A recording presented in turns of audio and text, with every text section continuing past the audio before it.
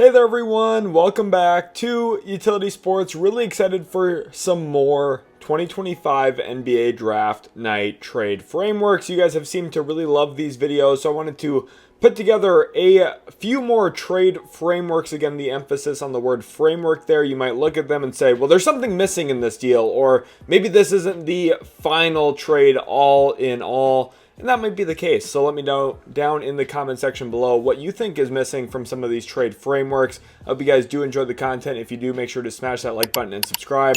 Also, shout out to the Orlando Magic fans watching right now. I love that little Magic logo that they got going on. The new kind of retro look is excellent. So shout out to my Magic fans watching. And let's look at the video preview. In this video, I have 9 total trade packages to talk about. 4 of them are just your standard draft night trades, things we could see go down. And then I have 5 iterations of a Kevin Durant trade as well, with a lot of the noise and speculation right now circling around Kevin Durant. I didn't want to record another singular Kevin Durant video, but I figured tacking in a variety of Kevin Durant trade packages into this video would suffice. So you kind of get a 2-for-1 special here in this video. We're going to look at a bunch of different draft night trades, some 3-team deals, some just flat out draft pick swap trades. A lot to cover in this video. So again, I hope you guys really do enjoy. Let's jump into trade package number 1, and this one specifically is between the Toronto Raptors and Atlanta Hawks.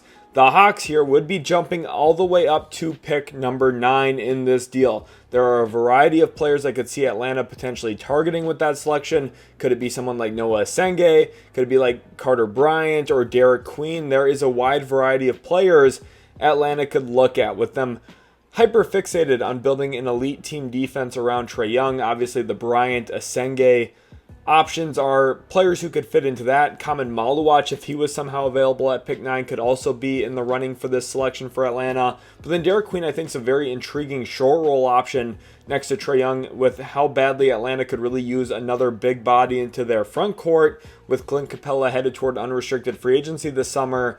I do think Queen would be a unique fit at number 9. And let's talk about the compensation back for my Raptors fans watching here on the channel. If you're a Raptors fan watching right now, comment "We the North" down below. I want to see how many Raptors fans I've got watching this video.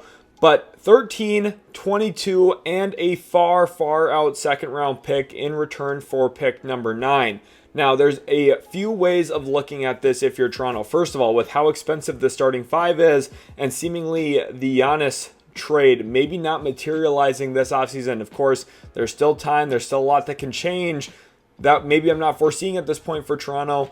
But this is a way for them to save a little bit of money on their roster, while also, as they move down a few spots in the draft, they get a cheaper rookie at number 13 than they would at number 9. Of course, this is under the idea that Toronto internally, Masai Ujiri and that front office internally looks at this class and says, hey, maybe there's not a huge difference in our board from who we think we could get at 13 compared to 9. Maybe even the prospect we want at 9 would be there at 13 anyway. This is an opportunity to grab another stab in the first round here at number 22.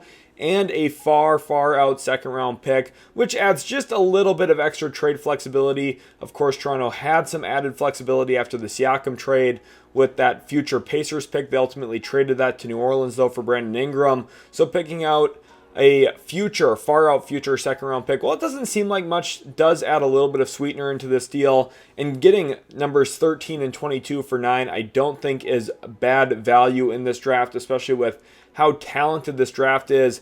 In the first round, there are a wide variety of prospects that I think could be under consideration for Toronto. And with how this draft could potentially fall, the drop off from 9 to 13, the drop off between 13 and 22 even might not even be that significant. So for the Raptors to walk away with this package, let's say a guy like Yegor Demon goes in the top 10. Let's say Jeremiah Fears goes in the top 6. You might see some players that a couple months ago we were talking about as top 8 picks in the draft, top 8, 9, 10 prospects.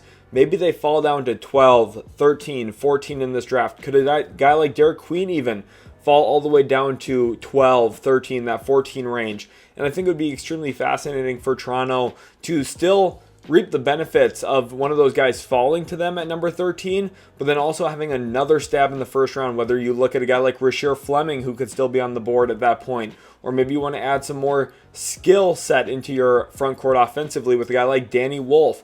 Could Asa Newell be in that range at number 22? It gives Toronto a chance to maybe fill out some of their depth a little bit as well with how expensive that starting five is. Finding not one but two rookies on first-round rookie contracts this year would not be bad at all. And again, you are saving a little bit of that money. And for Atlanta, again, moving up, you're targeting a specific guy that you really want. You're jumping ahead of Chicago. You're jumping ahead of picks 11 and 10, where Houston could be active with their pick this draft cycle. At number 10, of course, so Portland at 11 seems like a wild card too. This gives Atlanta some security in moving up, getting the guy that they would want on draft night, and it gives Toronto, I think, a pretty good return, only moving down a few spots in the draft, picking up an entire extra first-round pick this year and a far-out second-round pick just to incentivize that deal a little bit further. I think it's a win-win for both sides. Again, there's a lot that you have to kind of take into account here. Again, it kind of hinges on Atlanta having a specific guy they want to move up for. It accounts on Toronto being okay with moving down in the first place and being willing to risk maybe losing the guy at the top of their board, or maybe they don't feel like there's that big gap. But I thought it was an interesting package. There's been some noise around this as a potential option for both of these teams, and I wanted to cover it in today's video. Let's move on to trade package number 2. There's that awesome Orlando Magic logo once again. And this has been a highly discussed trade possibility for about 2 years now on the channel. And it is Anthony Simons, the extremely talented creator, shooter, scorer, pull-up shooter over there in Portland, ultimately making his way back to Florida, now to Orlando, to play for the Magic. And I think there's a few layers to this deal that make a lot of sense. First of all, this has become heavily reported that Orlando, who has picks 16 and 25 in this draft, could look to make either one of them or both of those draft picks available, along with the salaries of either Cole Anthony, Jonathan Isaac, or both of them. And I think this is a very fascinating deal for both sides when it comes to the overall package. And I think for Orlando, another kind of hidden layer in this trade is the fact that they're saving a little bit of money. Now, it doesn't look like a lot. $421,000 does not seem like a steep amount, but for Orlando, a team that is very cost averse for the most part, with their big numbers coming onto the books with guys like Jalen Suggs and Franz Wagner, Paulo Banchero due an extension soon, Orlando's trying to save every dollar they can this year, especially with Jalen Suggs' front-loaded contract. So that $421,000 of savings actually gets them a little bit closer to that tax line, saves them a little bit of money here, a little bit of money there, and it gives them just a bit more wiggle room, while also, in my opinion, substantially improving their roster both now and for the long term. Now, it does come with the question of extending Anthony Simons. I think if you're willing to make this deal, if you're Orlando, you need to have a contract extension in place, because depending on how well Anthony Simons plays this year, you could run into a little bit of a problem of how expensive he could get, especially I think in Orlando, where you have such a good infrastructure around him. I could see Simons having a career season for the Magic and all of a sudden getting a little bit more expensive. So I think if you make this trade, if you're the Magic, you are looking at kind of having that either wink-wink agreement or just flat out an extension done in place. And then Portland, on the flip side, well, yes, you are giving up Anthony Simons. I think part of that is not really being willing to commit to him long-term as you usher in the next era of Blazers basketball centered more around Shaedon Sharpe and Scoot Henderson and, of course, Donovan Clingan in this year's pick at number 11. You also get pick number 16, another stab at the apple. Could that be someone like Colin Murray-Boyles? Could that be someone like Asa Newell if you're looking to continue adding to your front court? Or you could look at the backcourt with someone like Jace Richardson, for example, who, yes, he's another small guard, but he's on a cost-controlled contract as a rookie. Could he be the stab at 16 that you want to take if you're Portland? And then you also look at the pieces you're getting. Cole Anthony could be a veteran-type guard to add into this room for the Blazers. I don't think he's a long-term piece, but on a relatively affordable deal, he is definitely reroutable if Portland wanted to shave some money off at the trade deadline or reroute him this offseason, even. That would be a possibility. And then I actually think Jonathan Isaac is a tremendous fit here for the Blazers. You think about how well this team defense has kind of shaped up in the last 24 months. The additions of Toumani Camara, who they got from Phoenix a few years ago after his draft, and then you also think about drafting Donovan Clingan.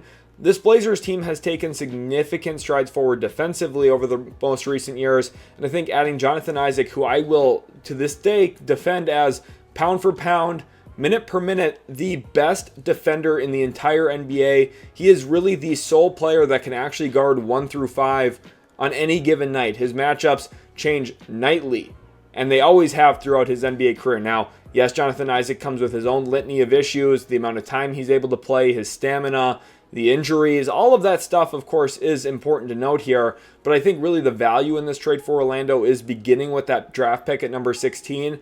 And then I think you're kind of splitting up the salary here, strengthening your depth a bit in this trade if you're Portland. And most specifically, I do think Jonathan Isaac can be a very good 15 to 18 minute per game contributor for you. Now, is that what you're centering the deal around? Of course not, but I think it can be extremely useful in select minutes.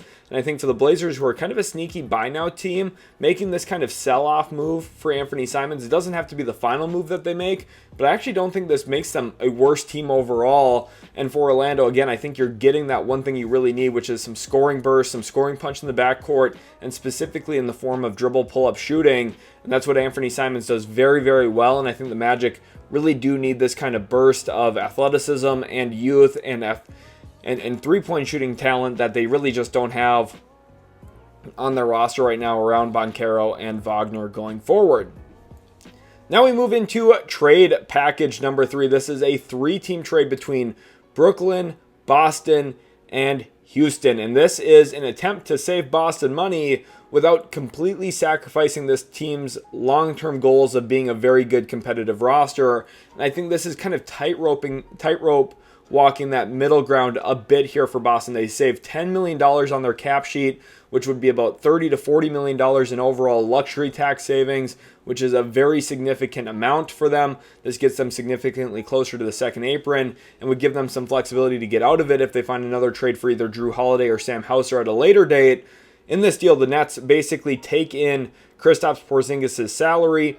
They get incentivized with pick number 28 from Boston, and in return, they just give up pick number 36. So the Nets get to move up 8 spots in the draft and get a good player in Kristaps Porzingis, who is an expiring salary. And then on the flip side of this trade, with that third team included here in Houston, the Nets also walk away with the 10th overall pick, and they package together picks 19 and 26 in order to move up to the 10th spot. It also does cost them Cam Johnson and Dariq Whitehead, a couple, a young player who they took in the first round a few years ago, and Dariq Whitehead, who really just hasn't worked out up to this point. And then Cam Johnson, of course, is the hot asset here for the Houston Rockets to acquire. He is a significant offensive upgrade into their roster without really sacrificing a lot of their team defense. Now they are losing a premier point of attack defender in Dillon Brooks here, who goes to Boston. But part of the reason this makes sense for the Celtics, you're shaving off about $9.6 million of salary, and you go from an expiring contract in Kristaps Porzingis to a 2-year contract in Dillon Brooks, where it gives you either that flexibility to try and trade him again at the deadline. Maybe you can shave off even more money that way if you take a slightly smaller contract back again in that deal. You also open up a pretty significant trade exception in this deal. And with that, too, you have the flexibility of just flat out keeping Dillon Brooks. If you don't find a trade you like for him, you could just say, hey, we're going to keep Dillon Brooks, go into next season with him. And that way, when Jason Tatum's back healthy, we can probably try and compete again. Now, this would still leave a pretty big question mark for the Celtics at their center spot, especially going into this year.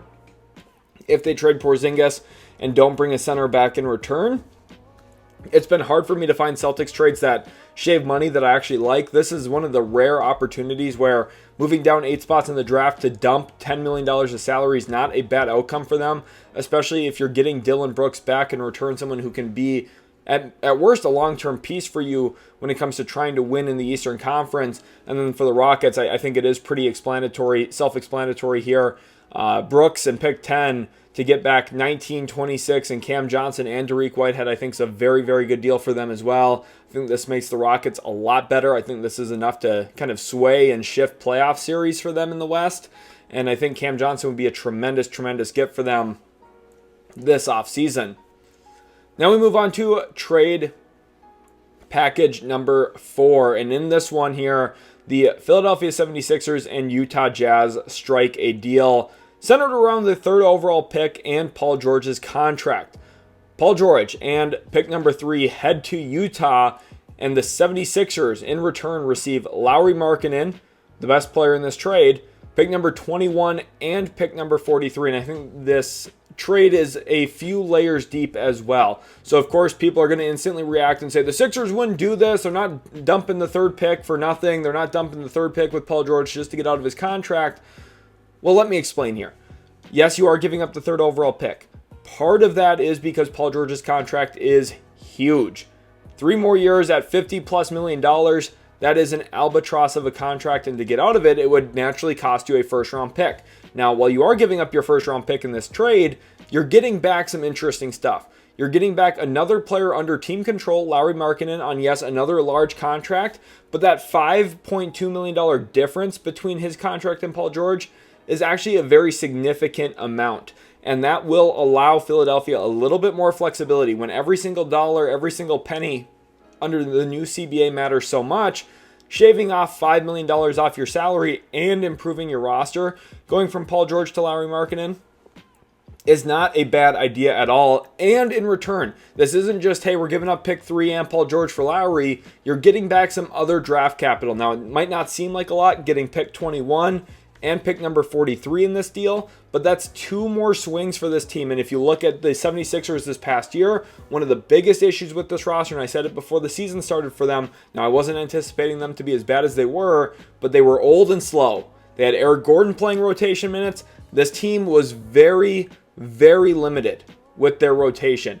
And shaving off this money might help them keep Quentin Grimes, might keep them a little bit younger, a little bit more explosive, and it gives you 2 swings at picks 21 and 43 to go and grab guys that might be helpful for you. Could that be a Ryan Kalkbrenner at 21? At 43, there's a variety of players in the 2nd round who might be good value pickups for them. A Mark Sears, who, yes, he's undersized, but he can play basketball pretty darn well. Kobe Brea, an elite movement shooter. He could be available at 43. Chaz Lanier, another movement shooter who can make some sense for Philly. I think even though this draft has lost some of its depth with the way NIL has played its role, the Sixers saving some money here, retaining Gershon Yabusele, retaining Quentin Grimes, adding Lauri Markkanen into the fold, and getting picks 21 and 43 back in return for Paul George's huge, terrible contract. And pick number 3 I think is pretty sensible. And if you're a Jazz fan, I think it's, again, very obvious and evident why you're doing this. Well, yes, you have to eat Paul George's contract, and that is a big salary on the books for you. I think for Austin Ainge, the new president of basketball operations, Danny Ainge and Justin Zanuck, now you have not 1 but 2 picks in the top 5, 2 opportunities to swing big. Could you go Ace Bailey and VJ Edgecombe? Could you walk out with Ace Bailey and Jeremiah Fears? Could you walk out, maybe play it a little bit safer, get an Ace Bailey high swing guy, and then you also come back and grab Con Knippel at pick number 5. There's a variety of outcomes here that I think makes a lot of sense for Utah. Maybe you come away with some form of Trey Johnson and a big man, right? There's so many different ways they could go. This gives them added flexibility. And honestly, for a team that's trying to rebuild, build through the draft, having 2 picks in the top 5 seems like and feels like a no-brainer for Utah at this point in time. Let's move on to our first Kevin Durant trade package. And with Kevin Durant heading to Miami here in this deal, of course, one of the core pieces of this for the Heat is just flat out adding more star talent back into the mix. After shipping out Jimmy Butler in the trade with the Golden State Warriors at the deadline, after Butler, of course, became discontent there in Miami, this is Pat Riley's opportunity to add back in another top 20 player in the NBA. Now, I do think at this point in time, winning the Kevin Durant sweepstakes might not be winning the war long-term for a team, and I think Miami would be maybe a day late and a dollar short when it comes to actually trying to contend and win a championship in the NBA with their roster. But the package here for Phoenix, I think, is pretty evident. You have to start with the salary. You get Andrew Wiggins, his contract in there. Duncan Robinson's expiring contract at $19.8 million has to be in that deal. And then you get the real sweetener in this trade. Jaime Jaquez Jr., of course, one of the bigger draft successes for Miami over the last couple of years. And then also pick number 20 is in this deal for Phoenix. The Suns would then have 2 first-round picks at number 20 and 29 in this year's draft. They have Jaime Jaquez as a player that they could obviously sell their fan base on a bit. Had a very successful college career at UCLA. I think a lot of that Phoenix fan base would be already very well aware of what he can bring to the team, and of course welcome in his skill set quite a bit because of the geographical relation and the proximity to LA. And then you look at Duncan Robinson. Of course, he's in here for salary, but Andrew Wiggins could also be a two-way contributor for Phoenix. And for Miami, again, it's very point blank and simple. You're getting Kevin Durant. Now, do I think that at the end of the day this is the best deal, and would I go out and make a trade for Kevin Durant in general? No, I would not at this point in time, unless you're really getting him for pennies on the dollar. If I was Miami, I'd be very hesitant to give up Jaime Jaquez Jr. I'm not even a huge Jaime guy myself, but I'd be very hesitant to do so, just given the fact that Durant is heading into his age 37 season, has dealt with so many injuries, and honestly, over the last couple of years, hasn't been the most impactful player when it comes to winning when he's on the basketball court. So I think there are some real limitations here. I think there are some real structural flaws for Miami if they do make this kind of trade, but the Heat have been searching for stars. They were, of course, heavily linked to Damian Lillard. They will continue to be linked to star players while Pat Riley is there. And I think if Kevin Durant is truly open to a landing spot in Miami, and I think the Heat would be very receptive to a deal for him, even if it costs as much as this trade framework kind of proposes.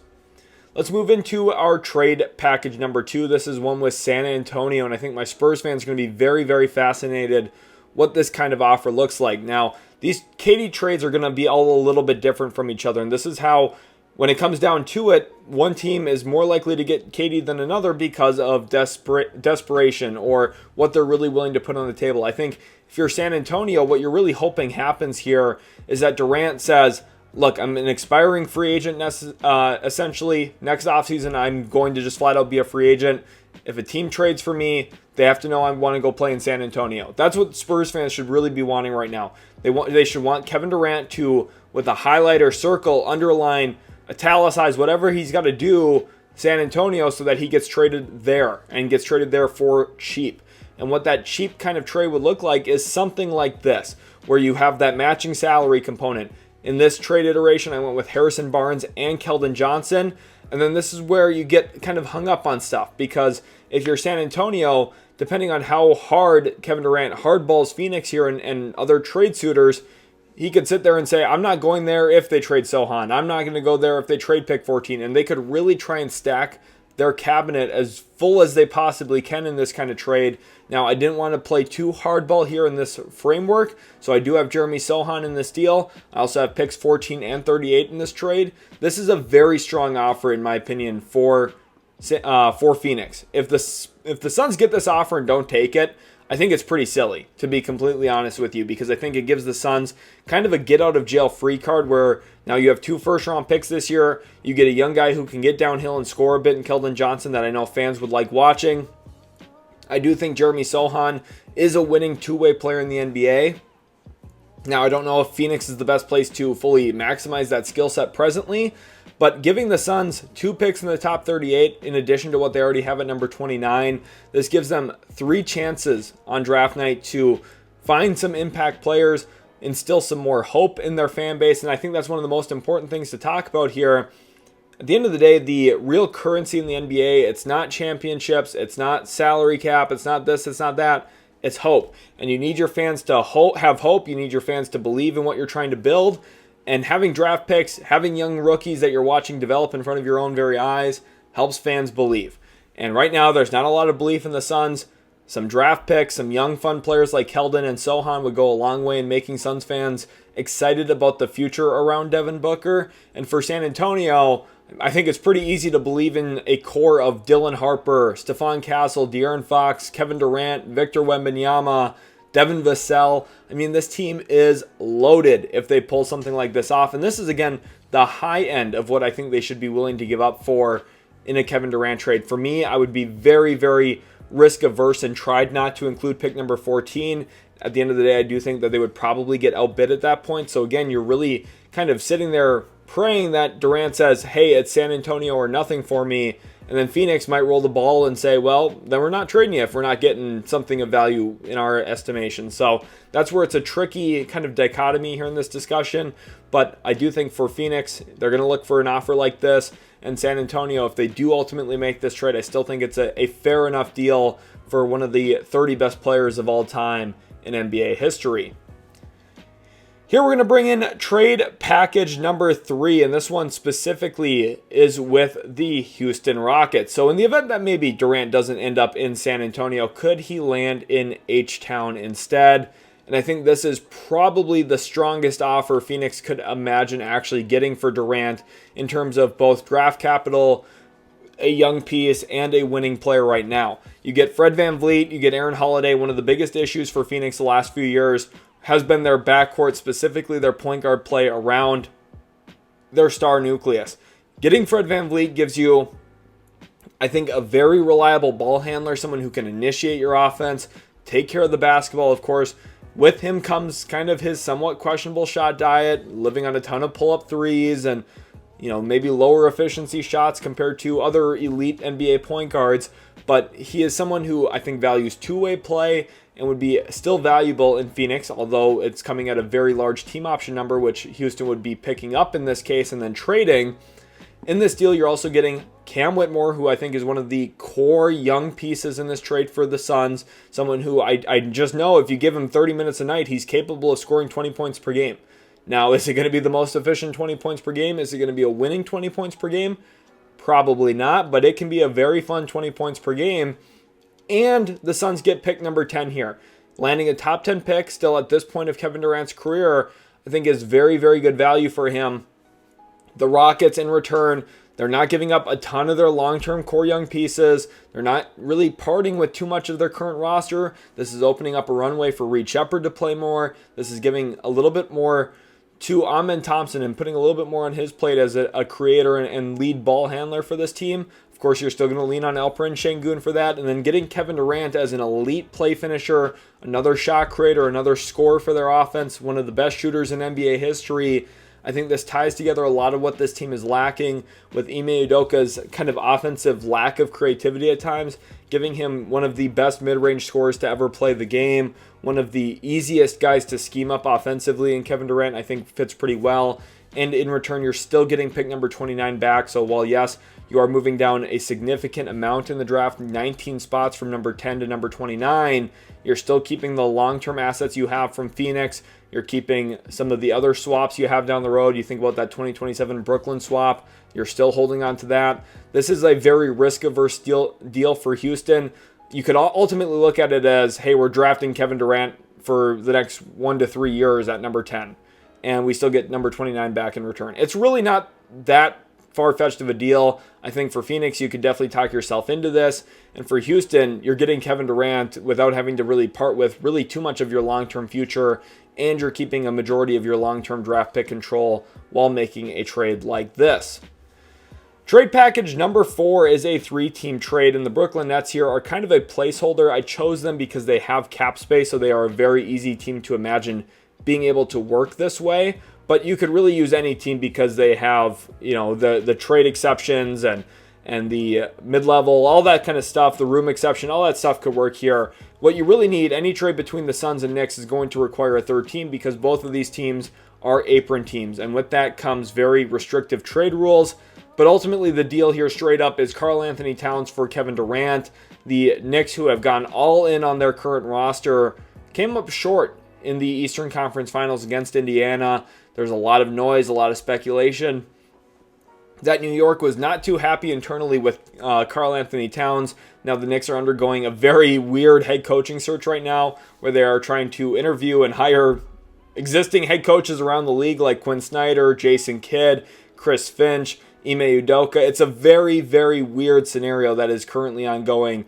The Knicks are a big wild card this offseason. I really don't know what's going to happen, but this is kind of a call your bluff kind of trade. The Suns get Karl Anthony Towns, put the Kentucky center next to the former Kentucky shooting guard there in Devin Booker. I do think they're a very, very good offensive pairing. I do think Karl Anthony Towns would actually make the Suns a whole lot better. While, yes, the Suns would still have significant defensive limitations and problems come playoff time, that will never escape Cat's career when he is actually playing the center spot.